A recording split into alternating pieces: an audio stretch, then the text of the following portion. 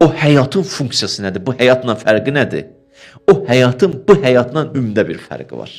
O da nədir? Quranda Allah o həyatı tərif edir. Allahu la ilahe illa huvel hayyul qayyum. Həyatı belə tərif edir. La ta'khuzuhu sinə və la nevm. O həyatda qəflət, yuxu, mürgü yoxdur. O həyatda insan qafil deyil. O həyatda insan zakirdir. O həyatda insan hər gün müşahidə edir. O həyatda insan yatsa da müşahidə edir, seyr edir. O həyatda qəflət yoxdur.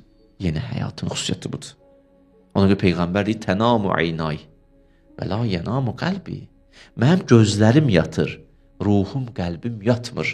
Mənim ruhum və qəlbim həmişə oyaqdır, həmişə ayıqdır, heç vaxt qafil deyil, həmişə zakirdir. Biz zəng qururuq. Bəzi vaxtlar görürsən, heç adam var, heç onu da oyanmır. Amma böyük insanlar zəng qurmurlar, olan ruhu oyaqdır, oyadır bədəni. Onların gözü yubulub, ruhu ki oyaqdır. Peyğəmbərin ruhu həmişə seyirdədir. Həmişə meyracdadır. O həyat da elə həyatdır ki, insan hər an o həyatda həyat qazanır. Orada yorulmaq yoxdur.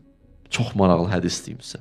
Və ələmu bilin, ənəhu leysə min şeyin illə və yəkadu sahibuhu yəşbə minhu və yəmulluh illəl həyat.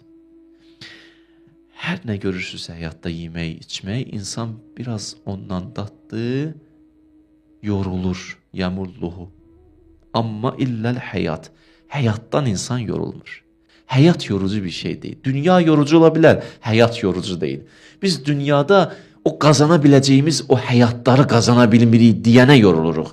Dünyada nəsə bizi yora bilər, həyat heç vaxt insanı yormaz. Həyat şirin bir şeydir.